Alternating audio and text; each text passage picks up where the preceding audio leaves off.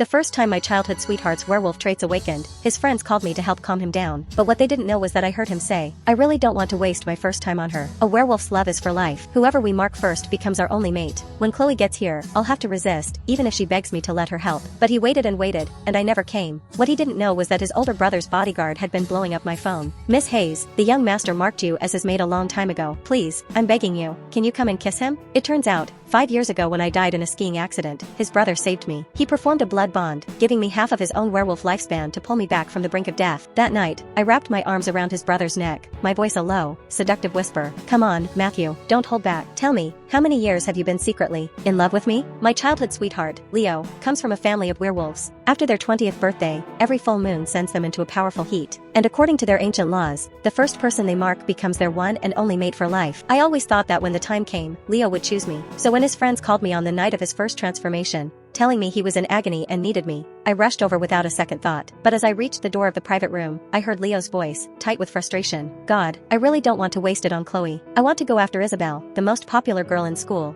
but she's not the easy type. Not like Chloe. She's like a pathetic little lapdog who comes running whenever I call. When she gets here, I'll have to resist, even if she begs me to let her help. The last thing I need is to be shackled to her for life after one mistake. She'd have me wrapped around her little finger forever." I stood frozen outside the door, my mind a complete blank. I couldn't believe it. The boy I'd grown up with, the boy I adored, saw me as nothing more than that. His friends, all of them the type to kiss up and kick down, burst out laughing. "So, she's just a toy to you. Should I call and tell her not to come? Save her the trouble of trying to climb into your bed and trap you. Honestly, man, you get what you pay for." But Leo stopped him. "No, don't," he said, his voice strained with discomfort. "If we tell her not to come now, how would that make her feel? Even if she is just a toy, she's one I've cared for since we were kids. I don't want to hurt her." He let out a ragged breath. "When she gets here, I'll just see if I can hold back. I don't want to spell things out for her, but maybe this will finally make her understand." In that moment, I wanted to storm in there and scream at him. "You don't want to hurt me? You call me a dog in front of your friends and let them laugh at me, and you think you have the right to my devotion?" But I held back. Why waste my breath on someone who didn't value me? I turned and walked away, a humiliating retreat. "Don't cry," I told myself. "Don't you dare cry."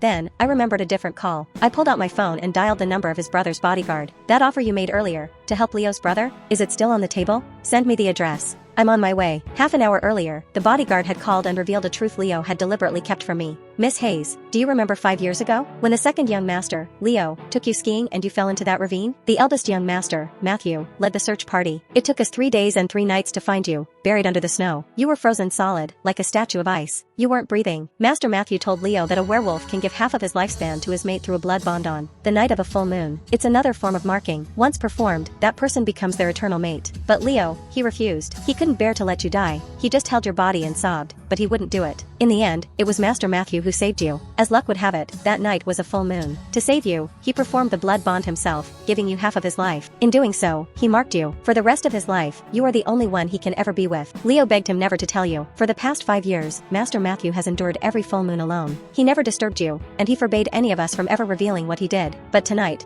is different. He's been gravely injured, his life is on the line, and with the full moon, he won't make it without you. Please, I'm begging you. Can you come help him?" My mind went completely blank. I had died once. 5 years ago, I had actually died? Leo, the boy who had shed me my whole life, refused to sacrifice for me. But his brother, Matthew, the cold, intimidating man everyone called the Ice King, had pulled me back from death's door. Even so, my heart had been stubborn. "I'm sorry," I had told the bodyguard. "Leo needs me more tonight." I was willing to be ungrateful, to ignore the man who saved me, all to rush to Leo's side. And my reward? To be called a pathetic lapdog, a worthless toy. God, I was such a fool. I deserved to be treated like dirt. But not anymore. I scrubbed away the humiliating tears, my knuckles white as I clutched my phone. "Is it too late to repay my debt?" I asked the bodyguard, my voice shaking. "If Matthew really needs me tonight, I'll be there, and I'll give him everything he needs." The bodyguard's voice was choked with relief. "It's not too late. Not at all. Miss Hayes, I'm sending you the location right now. If the master wasn't so badly hurt, if his life wasn't on the line, I would never have disobeyed his orders. The family punishments are severe." I understood. Matthew probably just wanted to save my life, not to have me clinging to him forever out of obligation, and I just wanted to repay the debt. It wasn't about being heartbroken by the younger brother and immediately running into the arms of the older one. It was just a debt. I never expected what I'd find when I arrived at the hospital's VIP wing. Isabel, the most popular girl in school, was standing outside the door, frantically trying to push her way in. "Let me in. It's a full moon, isn't it? How do you know Matthew doesn't need me? Matthew, please, just let me in and help you." A bitter laugh escaped my lips. Leo had called her not the easy type, yet here she was, throwing herself at his brother. The bodyguard who had been blocking her saw me and immediately opened the door,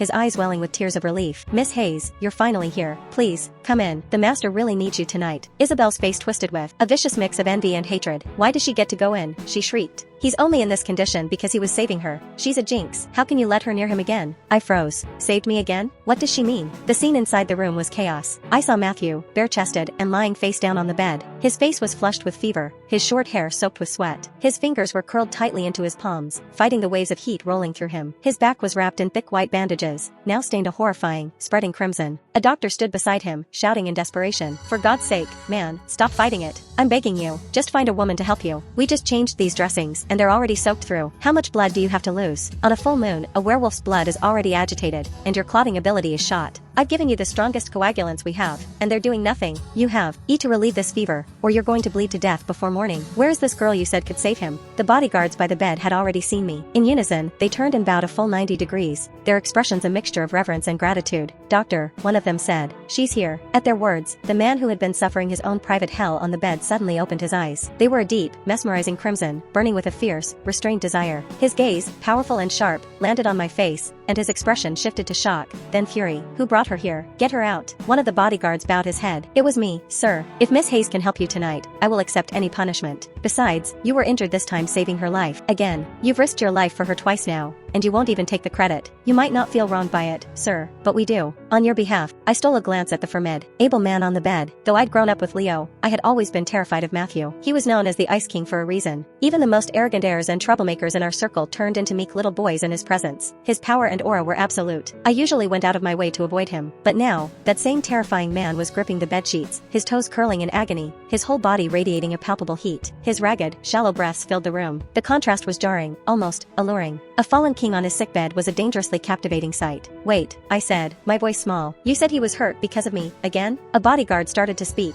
but Matthew cut him off with a roar. Shut up, say one more word and see what happens. Then, he turned his voice on me, forcing a tone of gentle dismissal. Chloe, you should leave. I don't need you here. Another bodyguard spoke up, seemingly fearless. Sir, stop pretending. Stubborns. Won't win you a wife. You act all tough, but your heart is soft when it comes to her. Did you think we were blind? When Miss Hayes is in danger, you'd walk through fire for her. You literally did. It wasn't just one. All the bodyguards in the room started chiming in, a chorus of fearless truth-tellers. Exactly. Last full moon, who was it that spent the whole night staring at a picture of Miss Hayes on his phone? You were so out of your mind with fever you kept whispering her name. I bet you were dreaming of her, too. And the month before that, you parked your car outside her dorm building and sat there all night. How many times did you almost get out and go in, only to force yourself to stay put? Job himself would have tapped out. If we don't say anything, she'll never know. Are you really planning to suffer like this for the rest of your life? Shut up, Matthew said, his gaze dropping. I can handle it. The doctor practically exploded. Handle it? Handle my ass. You keep handling it and you won't live to see the sunrise. He turned to me. Young lady, what are you just standing there for? Do something, help him. The bodyguards all bowed to me again, their faces pleading, but I was at a loss. What am I supposed to do? I don't know how. The doctor, snipping away the blood-soaked bandages, didn't even look up. Kiss him. My face flushed a deep crimson. Standing there, at the head of the bed, with everyone watching. How could I kiss a man who pushed everyone away? Suddenly, a bodyguard shouted, Miss Hayes, do you know how the master got hurt? 2 days ago, there was a fire in your university's auditorium. You were trapped inside, weren't you? You passed out from the smoke inhalation and almost died. It was the master who saved you. Because of the mark, he can sense when his mate is in danger. He ignored everyone's warnings and ran into the burning building to find you. As he was carrying you out, a flaming beam fell and hit him across the back. His whole back was on fire, but he gritted his teeth, held on through the pain, and used the last of his strength to get you out. And what happened then? Your precious Leo swooped in and took all the credit. He saw his brother carry you from the flames and snatched you out of his arms. If he was so worried about you, why didn't he run in there himself? What? I couldn't believe it. That was how Matthew had been injured? I remembered waking up from the smoke inhalation 2 days ago. Leo was sitting by my bedside. I had assumed. I thought he was the one who saved me. My head was spinning with too much new information to feel shy or awkward anymore. Saving him was all that mattered. Acting on pure instinct, I leaned over Matthew, fixed my eyes on his lips, and pressed a firm kiss against them. Don't, he growled, his voice harsh, pushing me away with his words. But his hands only gripped the sheets tighter, his throat working as he swallowed hard, his eyes a terrifying shade of red. He sight of him, so powerful yet so vulnerable, was an invitation to sin. His voice turned colder. Chloe, do you have any idea what you're doing? You usually act like you can't get far enough away from me. Don't do something you'll regret just to repay a debt. And don't listen to them. It's useless. You can kiss me all you want. I feel nothing. But the doctor suddenly cried out in excitement. It's working. The bleeding is slowing down. Miss Hayes, keep going. Kiss him again. His body is a hell of a lot more honest than his mouth. Kiss him like you mean it. The doctor's words were a direct slap to Matthew's stubborn pride. His face looked deeply uncomfortable, and in a move that stunned me, he buried his head in the pillows. Was he blushing? His ears were so red they looked like they were about to catch fire.